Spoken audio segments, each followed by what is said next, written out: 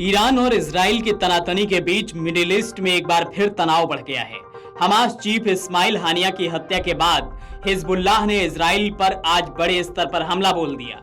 हानिया की हत्या में ईरान ने इजराइल को दोषी ठहराया है, जिसके बाद मिडिल ईस्ट में युद्ध की आशंकाएं बढ़ गई हैं। इस हमले में लेबनान से हिजबुल्लाह ने इजराइल पर रॉकेटों की बौछार कर दी है।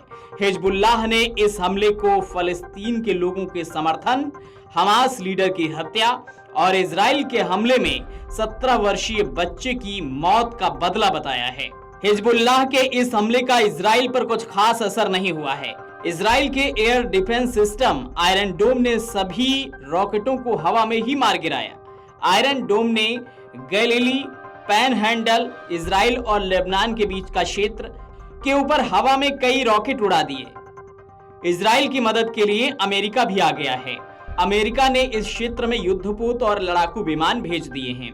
अमेरिका इस इलाके में एक विमान वाहक पोत भी तैनात करेगा ताकि ईरान और उसके सहयोगियों द्वारा संभावित हमलों से इजराइल की रक्षा की जा सके।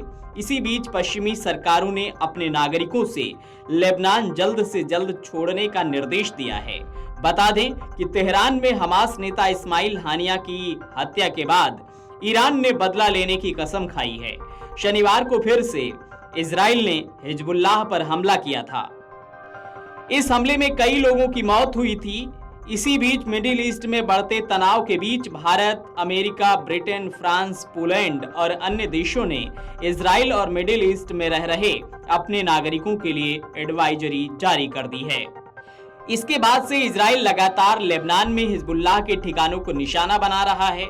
लेबनान में अमेरिकी दूतावास ने शनिवार को अपने नागरिकों से इजराइल और हिजबुल्लाह के बीच युद्ध और व्यापक क्षेत्रीय संघर्ष की आशंकाओं के बीच किसी भी उपलब्ध टिकट पर देश छोड़ने का आग्रह किया।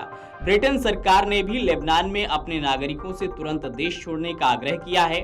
हमास नेता इस्माइल हानिया की हत्या के बाद क्षेत्र में पहले से मौजूद तनाव और बढ़ गया है। ईरान और फिलिस्तीनी चरमपंथी समूह हमास का आरोप है कि हानिया को इजराइल ने मारा है। वहीं इजराइल ने हानिया की मौत के पीछे होने से ना तो इनकार किया है और न ही इसकी जिम्मेदारी ली है। ईरान ने अमेरिका पर इस्माइल हानिया की मौत में भूमिका निभाने का भी आरोप लगाया है। वहीं अमेरिका ने कहा है कि उसे हमास नेता की हत्या के बारे में ना तो जानकारी है और ना ही वह इसमें शामिल था। बता दें कि हमास की राजनीतिक शाखा के प्रमुख इस्माइल हानिया की 31 जुलाई 2024 को ईरान की राजधानी तेहरान में एक टारगेट अटैक में मौत हो गई थी। वह ईरान के नए राष्ट्रपति मसूद पजेश्कियान के शपथ ग्रहण समारोह में शामिल होने तेहरान पहुंचा था और कार्यक्रम में शामिल होने के बाद जिस घर में वह ठहरा था उसे बम से उड़ा दिया गया था। इसके बाद ईरान और इजराइल के बीच तनाव अपने चरम पर पहुंच गया।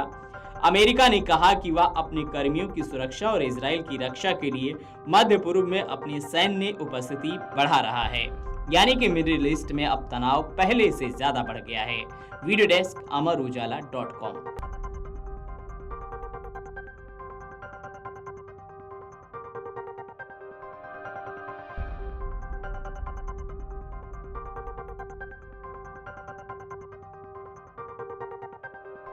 अगर आप ये वीडियो YouTube पर देख रहे हैं तो हमारे चैनल को सब्सक्राइब करें और बेल आइकन को दबाना ना भूलें। अगर आप Facebook पर ये वीडियो देख रहे हैं तो हमारे पेज को लाइक करें।